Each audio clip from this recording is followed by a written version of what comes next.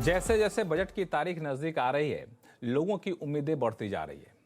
कोई बढ़ती महंगाई की दुहाई दे रहा है, तो कोई बढ़ते खर्च की दुहाई दे रहा है और चाहता है कि बजट में सरकार टैक्स पेयर्स को राहत दे ताकि वो अपने पॉकेट में ज़्यादा से ज़्यादा पैसा रख सकें। और ये संभावनाएं उम्मीदें और ज़्यादा प्रबल इसलिए हो रही हैं क्योंकि ये मोदी सरकार के मौजूदा कार्यकाल का आखिरी फुल बजट है। यानी सरकार जो भी अगर चाहती है कि मिडिल क्लास को कुछ राहत देना है या फिर उनको लुभाना है, तो ये एक आखिरी मौका कह सकते हैं। इसलिए टैक्स पेयर्स की खास उम्मीदें टिकी हुई हैं और ये उम्मीदों पर कितना सरकार खरा उतरेगी, बजट में कितना कुछ हो पाएगा, इस पर आज हम चर्चा करेंगे टैक्स गुरु के बजट स्पेशल के इस खास एपिसोड में। और हमारे साथ तीन खास मेहमान हैं। स्टूडियो में हमारे साथ है जानी मानी टैक्स एक्सपर्ट गौरी चड्ढा, शरद कोहली साहब हैं, और अहमदाबाद से विशेष रिक्वेस्ट पर हमारे साथ जुड़े हैं मुकेश पटेल साहब। तो आप तीनों लोगों का बहुत बहुत स्वागत है हमारे इस खास शो में। और आप लोगों से चर्चा करें इससे पहले एक बार देख लेते हैं कि आम लोगों की राय क्या है, वो लोग क्या चाहते हैं बजट से। इस बार मैं बजट में वित्त मंत्री से ये उम्मीद कर रही हूँ कि जैसे कि मैंने अभी कमाना शुरू किया है, तो मुझे चाहिए कि मैं जितनी इन्वेस्टमेंट करूँ उतना डिडक्शन क्लेम कर पाऊँ ताकि मैं अपना फ्यूचर सेफ बना पाऊँ। तो मैं चाहती हूँ कि वित्त मंत्री जी 80C की डिडक्शन को 1.5 लाख से बढ़ा के कम से कम 2.5 लाख तो कर दें ताकि मैं अपने फ्यूचर प्लानिंग स्टार्ट कर पाऊँ, PPF में इन्वेस्ट कर पाऊँ, डिडक्शंस क्लेम कर पाऊँ। जैसे एक छोटा सा दूध जो हर एक को ज़रूरत पड़ती है उसकी बात करें, 6 महीने पहले ये 59 रुपीज़ पर केजी था मदर डेयरी का दूध दिल्ली में, अब 66 रुपीज़ पर केजी है। 7 रुपीज़ बढ़े विद इन 6 मंथ्स। आप परसेंटेज कैलकुलेट कर लीजिए कितना हो गया। तो मैं यही चाहता हूँ कि भाई हमको जो हमारी इनकम तो रिड्यूस हो गई ना, सैलरी तो मुझे उतनी ही मिल रही है जो मेरा पैकेज था, लेकिन 35% इन्फ्लेशन होने से मेरी 30% 25 to 35% इनकम कम हो गई। तो रिबेट मिलना चाहिए इनकम टैक्स में मुझे, इन्फ्लेशन रिबेट, वो किसी भी फॉर्म में हो। जो टैक्स सरकार ने पहले लगा रखा है 2.5 लाख से का स्लैब बना रखा है, जबकि 5 लाख तक कोई इनकम टैक्स डिडक्शन नहीं है, तो इस 2.5 लाख के टैक्स का कोई औचित्य नहीं बनता। मुकेश जी, आप हमारे दर्शकों के जो ख्वाहिश है उसको आपने सुन लिया होगा। इसमें सबसे पहला मुद्दा उठाऊं वो था 80C का दायरा क्यों नहीं सरकार बढ़ा रही है। आप इस मांग से कितने सहमत हैं? जी, मैं लक्ष्मण जी इस मांग से पूरी तरह सहमत हूं। पूरी तरह सहमत। मैं ये मानता हूं कि ये जो आज 1.5 लाख की लिमिट है वो बहुत कम है, और इसको मैं हमेशा ये कहता हूं कि जैसे बम्बई की लोकल ट्रेन के डिब्बे में कितनी वो भीड़ भाड़ हो जाती है तो किसी को खड़े रहने की भी जगह नहीं है, तो ये 1.5 लाख के अंदर आपने इतनी सारी स्कीम्स को सब बिठा दिया है। तो टैक्स पेयर इतने सालों में हमारी एग्जम्पशन लिमिट्स बढ़ी, महंगाई बढ़ी, इन्फ्लेशन बढ़े, जैसे सब हमारे दर्शकों ने भी बताया, पर ये 1.5 लाख की लिमिट अब 1 लाख की 1.5 लाख 2014 में हुई, उसके बाद ऑलमोस्ट 10 ईयर्स हो गए, समझिए इसमें कोई बढ़ोतरी नहीं हुई है। बिल्कुल ये एक सीधा साधा रास्ता है कि हम 80C की लिमिट को बढ़ाएं और 2.5 लाख तक ले जाएं। 2.5 लाख तक ले जाएं। कोहली साहब, मुकेश जी कह रहे हैं कि 80C की लिमिट को बढ़ा कर 2.5 लाख कर दें, आपकी क्या राय है? कुछ टैक्स पेयर्स, आपने जैसे बात करी, मैं भी कुछ टैक्स पेयर से मिला तो वो पिछले बजट्स को याद करते हुए बोले ना डिडक्शन, ना एग्जेम्पशन, ना रिलीफ, फिर भी पिछले बजट्स की हम करते रहे तारीफ। तो अब ये 80C जो है ना, तो 80C ये SEE लग जाना चाहिए। अब 80C इसको देखिए, वाकई में 1.5 लाख आप लगाइए, PPF भी उसमें, NSC भी उसी में, हाउसिंग लोन रीपेमेंट भी उसमें, बच्चों की ट्यूशन फी भी उसी में, ELSS भी उसी में। बिल्कुल आप मुकेश भाई ने जो ट्रेन का एग्जाम्पल दिया, बिल्कुल मैं तो कहूंगा एक छोटे से कमरे में सबके सब जैसे बंद हो जाते हैं, खड़े होने की जगह नहीं। जी हाँ, ये आउटडेट हो चुकी है। अगर सेविंग्स को बढ़ावा देना है तो आपको ये बढ़ानी ही पड़ेगी, बहुत ज्यादा आउटडेट हो चुकी है, बहुत ज्यादा आउटडेट हो चुकी है, तो बढ़ानी ही पड़ेगी। एक विकल्प ये आता है गौरी कि आप इसके दायरे को बढ़ाइए या फिर इसमें से कुछ आइटम को निकाल दीजिए बाहर, इसका एक अलग सेक्शन के तहत आप उसको डिडक्शन दीजिए, तो ये कितना सही होगा? देखिए, इसमें देखने के कई तरीके हैं। 80C में बहुत कुछ हो सकता है, जैसे अगर हम आपके एक्सपेंसेस को और आपकी इन्वेस्टमेंट्स को अलग कर दें, 2 भाग में बांट दें, या हम कंपलसरी जो आपकी जैसे आपका पीएफ कंपलसरी कटता है उसको बाहर कर दें, या ईएलएसएस ताकि हम इक्विटी को बढ़ावा दें तो हम ईएलएसएस को बाहर कर दें। लेकिन मुझे ऐसा लगता है कि एटीसी की लिमिट शायद नहीं बढ़ पाएगी, क्योंकि सरकार अब न्यू रिजीम की तरफ ज्यादा फोकस कर रही है और वो न्यू रिजीम को ज्यादा सक्सेसफुल देखना चाहती है। हालांकि मुझे नहीं लगता वो इतनी सक्सेसफुल है, बट सरकार चाहेगी कि न्यू रिजीम को ज्यादा देखे। तो ओल्ड रिजीम में कितना चेंज होता है मुझे थोड़ा सा मुश्किल लग रहा है। मुश्किल लग रहा है। मैं मुकेश जी से पूछूंगा, क्योंकि मुकेश जी हम लोग के बीच में एक ऐसे शख्स हैं जो सरकार के भीतर भी घुसे रहते हैं, उनसे को भी सलाह मशवरा देते रहते हैं। तो मुकेश जी, ये जो गौरी ने एक बड़ा अच्छा मुद्दा उठाया कि आप कुछ चीज़ों को बाहर निकाल दीजिए, पीएफ तो कटना ही कटना है। इस तरह के जो बिल्कुल ही स्वाभाविक से डिडक्शन होते हैं उसको आप एटीसी में क्यों जबरदस्ती को रखे रहते हैं? ये आप इसके पक्ष में हैं? नहीं, मैं अब ओल्ड वर्सेस न्यू की बात छिड़ गई है। नहीं, ओल्ड वर्सेस तो न्यू पे मैं अलग से चर्चा करूंगा। ओल्ड वर्सेस न्यू पे मैं अलग से चर्चा करूंगा। अभी फिलहाल एटीसी के बात करते हैं, उसके बाद मैं उस पे आऊंगा। हाँ, एटीसी के ओके, एटीसी में I agree with Gauri, she has a point कि जो हमारे एलोकेशंस हैं, एक्सपेंसेस जैसे कि चिल्ड्रंस ट्यूशन फीस है वगैरह जो है, उसको आप अलग से करिए, और जो सेविंग्स और इन्वेस्टमेंट्स है उसको आप अलग से करिए। अब आपके ऑब्जेक्टिव्स होते हैं कि भाई लोगों को आपको उनको एनकरेज करना है सेविंग्स और इन्वेस्टमेंट्स के लिए, तो वो फोकस होना चाहिए। आप जैसे हाउसिंग के इंस्टॉलमेंट का जो पेमेंट करते हैं या बच्चों की ट्यूशन फीस को भी बढ़ावा देना चाहते हैं, तो ये सब को एक कंपार्टमेंट में जो डाल दिया है उसको I think we need to separate it, you know, with a little meaningful angle. तो ये जरूर इसका फायदा हमें मिल सकता है। कोहली साहब, ये जो सेपरेट करने की बात हम लोग कर रहे हैं या फिर एटीसी का दायरा बढ़ाने की बात कर रहे हैं, इसका क्या कोई फाइनेंशियल इम्प्लीकेशन भी सरकार के ऊपर होता है? जी हाँ, बिल्कुल। देखिए, ये दो धारी तलवार है। जहां आप जब एटीसी का दायरा बढ़ाते हैं तो नेचुरल बात है टैक्स कलेक्शन पे असर होता है। आप हम तो बोलते हैं आप इन्वेस्ट करिए, आपका 30% टैक्स बचता है, हर 10,000 पे 3,000 रुपए बचते जाते हैं। तो एक तरफ, पर दूसरी तरफ ये भी तो सच है लक्ष्मण कि इससे सेविंग्स को बढ़ावा मिलता है। पर ये सेविंग्स में भी एक कैच है, क्योंकि सेविंग, मान लीजिए आप पीपीएफ एनएससी की बात कर रहे हैं, इसको हम पब्लिक डेट में लेते हैं, सरकार के खाते में जाती है, इसका ब्याज सरकार देती है, तो वो इंटरेस्ट लायबिलिटी भी बढ़ती है। तो इसी ये दो धारी तलवार है, इसीलिए बैलेंस पर ये बात सही है। मुझे लग रहा है सरकार का नजरिया है कि अब डिडक्शंस और एग्जेम्पशंस का जमाना लद गया। कुछ और भी तो दस्तूर है जमाने में, कुछ ऐसा मुझे नजर आ रहा है। तो मुझे अब कहीं जब गौरी ने बात छेड़ी है तो मुझे भी लग रहा है कि ये, मुझे लगता नहीं कि इसमें बहुत ज्यादा छेड़खानी करी जाएगी। हालांकि मैं जोड़ना चाहूंगा, इलेक्शन से पहले का आखिरी पूरा साल है, तो सरकार के पास एक मौका है आम जनता को खुश करने का। भले ही वो जनता की गिनती 1.5 करोड़ से लेकर 7 करोड़ तक है, पर कुछ ना कुछ सरप्राइज इसमें लक्ष्मण लग रहा है, इसमें बजट में हो सकता है। हालांकि इसमें एक चीज और है गौरी, आपने बड़ा अच्छा मुद्दा उठाया कि कुछ चीजों को अलग कर लीजिए, लेकिन कई सारी चीजें हैं जिसकी सीमाएं कई सालों से चली जा रही है, जबकि उसकी लागत काफी ज्यादा बढ़ गई है। एजुकेशन पे जो डिडक्शन की लिमिट है, आप देखिए कितना कम है, वो कई सालों से चला, जबकि एजुकेशन कितना महंगा हो रहा है।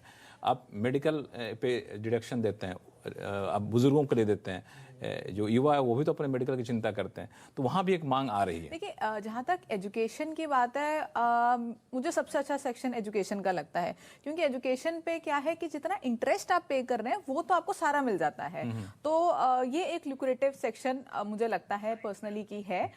वैसा ही 80D को भी बना देना चाहिए। जैसे आपने मेडिकल की बात की, तो मेडिकल की लिमिट अगर हम देखें तो हमारे लिए एक नॉन सीनियर सिटीजन के लिए 25,000, सीनियर सिटीजन के लिए 50,000। तो यहाँ पे मुझे लगता है क्योंकि खर्चे बढ़ रहे हैं, स्पेशली कोविड में इतना खर्चा हुआ, कोविड के बाद लोग थोड़े से डर गए हैं। छोटा सा भी खांसी जुकाम भी होता है तो डॉक्टर के पास भागते हैं, इलाज कराते हैं, 100 टेस्ट करा लेते हैं, तो बहुत सारा खर्चा बढ़ गया है। तो इसकी लिमिट को या तो लोगों ने टॉपअप भी कराए हैं, अपने प्लान रिवाइज कराए हैं, तो उनका तो जो उस हिसाब से प्रीमियम है एग्जेम्पशन को भी रिवाइज उसको बढ़ाना चाहिए, या पूरा खर्चा ही एक लिमिट तक 1 लाख 2 लाख खर्चा ही अलाउ कर देना चाहिए। ये काफी महत्वपूर्ण सुझाव है, लेकिन सारे सुझाव जो है ओल्ड टैक्स रिजीम को बेहतर कैसे आकर्षक बनाया जाए, उसमें कैसे लोगों को राहत दी जाए, इसको लेकर के। लेकिन कोहली साहब ने बड़ा अच्छा कहा कि सरकार का पूरा फोकस ये है कि न्यू टैक्स रिजीम को आकर्षित बनाया जाए। तो न्यू टैक्स रिजीम को कैसे आकर्षक बनाया जा सकता है और क्या ओल्ड को बिल्कुल छोड़ देना चाहिए, इस पर हम चर्चा करेंगे, और काफी ज्वलंत चर्चा है, क्योंकि इस बार बजट से उम्मीद भी की जा रही है कि न्यू टैक्स रिजीम में शायद सरकार कुछ बदलाव करे। लेकिन इस पर बातचीत करेंगे छोटे से ब्रेक के बाद, कहीं जाइएगा नहीं। ब्रेक के बाद एक बार फिर से आपका स्वागत है। आप देख रहे हैं बजट स्पेशल टैक्स गुरु। और बजट में सरकार को क्या करना चाहिए, टैक्स पेयर्स की उम्मीदें हैं, इन उम्मीदों पर सरकार कितना खरा उतरेगी, सरकार की सीमाएं क्या, इन सारे मुद्दों पर बातचीत कर रहे हैं हम। और हमारे साथ बने हुए हैं तीन खास मेहमान। मुकेश पटेल साहब अहमदाबाद से हैं, शरद कोहली जी हैं, गौरी चड्ढा जी हैं। तो इन तीनों से बातचीत करें, लेकिन सबसे पहले चलेंगे मुकेश जी के पास। मुकेश जी, एक जो वर्ग है जो हम हर बजट में अपने आप को थोड़ा सा ठगा सा महसूस करता है, वह है नौकरी पेशा वर्ग। तो नौकरी पेशा वर्ग के लिए आप कुछ विशेष सुझाव देना चाहेंगे? नहीं, मैं इनका बड़ा एडवोकेट हूँ कि salary tax payers are perhaps the most honest class, क्योंकि उनके पास कोई और चारा नहीं है टैक्स देने के सिवा। उनके सैलरी में से, वेतन में से टीडीएस कट जाता है। औरों को तो ऑप्शन है कि हमें क्या दिखाना नहीं दिखाना। तो सैलरीड क्लास को जो स्टैंडर्ड डिडक्शन है उसमें, जैसे भाई साहब ने आगे बताया था कि देयर इज इन्फ्लेशन राइज, तो एक्चुअली ये स्टैंडर्ड डिडक्शन को इन्फ्लेशन से लिंक करके हर साल स्टैंडर्ड डिडक्शन बढ़ता रहे, ये तो हमें मिनिमम करना चाहिए। और दूसरी बात कि ये फर्स्ट स्लैब हमारा 5% का है, फिर आप सीधा 20% पर जंप कर जाते हैं, तो ये भी सही बात नहीं है। यू शुड हैव 5, 10, 20, तो हम समझ सकते हैं। ये दो चीजें मैं खास कहना चाहता हूँ सैलरी टैक्स पे। सैलरीड क्लास के इन्होंने एक बड़ा अच्छा डिडक्शन को इन्फ्लेशन से लिंक कर देना चाहिए, क्यों संभव है? बिल्कुल संभव है, क्योंकि अगर हम देखें तो हम long term capital gain tax की अगर बात करें तो उसमें इंडेक्सेशन का बेनिफिट सरकार हमें देती है। तो सैलरी में भी तो हमारी सैलरी कम बढ़ती है या नहीं बढ़ती है, और इन्फ्लेशन तो बहुत ज़्यादा हो रहा है। तो डेफिनेटली अगर सैलरी को भी उससे लिंक कर दें या डिडक्शंस बढ़ा दें या इस तरह से कहीं लिंक कर दें, क्योंकि जैसे अभी मुकेश जी ने भी बोला 2014 में ये लिमिट बढ़ी थी 80C की, तो अब हम 2023 में खड़े हैं। इतने सालों से हमारी कोई लिमिट ही नहीं बढ़ी है। ज़्यादातर लिमिट जो मेन कॉमन सेक्शन है उनकी लिमिट नहीं बढ़ी है।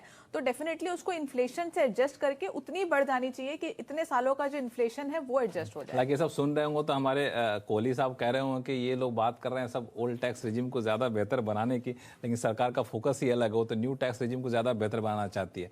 तो आपके हिसाब से ओल्ड को छोड़ देना चाहिए? नहीं, मैं ये तो कभी नहीं कहूंगा ओल्ड को छोड़ देना चाहिए। सरकार तो चाहती है। इतने लोग इन्वेस्टमेंट्स करते हैं और इन्वेस्टमेंट के जरिए बेनिफिट लेते हैं। मुझे लग रहा है न्यू टैक्स रिजीम, लक्ष्मण मुझे याद दिलाती है कभी कभी किसी मूवी से बहुत उम्मीद होती है कि ये बम्पर करेगी जब रिलीज होगी, और वो होता है फ्राइडे को फ्लॉप हो जाता है। हाँ, तो ये न्यू टैक्स रिजीम, मैं ये तो नहीं कहता कि फ्लॉप हो गई, पर इसके लेने वाले बहुत कम थे।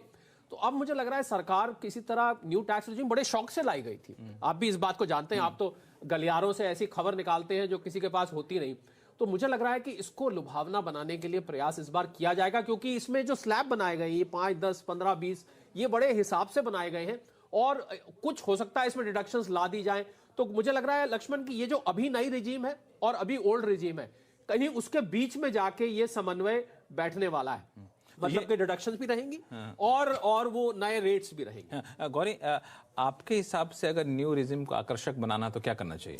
देखिए, अगर जो स्लैब्स हैं उसको थोड़ा सा कम कर दें तो बेटर होगा, क्योंकि अगर मुझे लगता है अगर डिडक्शंस ले आए या कुछ और किया बदलाव तो ज़्यादा कॉम्प्लिकेटेड हो जाएगा, क्योंकि ऑलरेडी जो आम जनता है वो दोनों स्लैब रेट्स में ही उलझी हुई है कि हम ओल्ड लें न्यू लें, कौन सा बेटर है, उनको अभी यही नहीं समझ आ रहा। अब इसमें अगर हम ऐसे चेंजेस करेंगे कि इसमें चलो हम आपको 80C तो दे देते हैं, 80D तो दे देते हैं, बाकी नहीं देते, तो कन्फ्यूजन मुझे लगता है और बढ़ जाएगी। तो ऐसा हो सकता है, लेकिन होना चाहिए नहीं।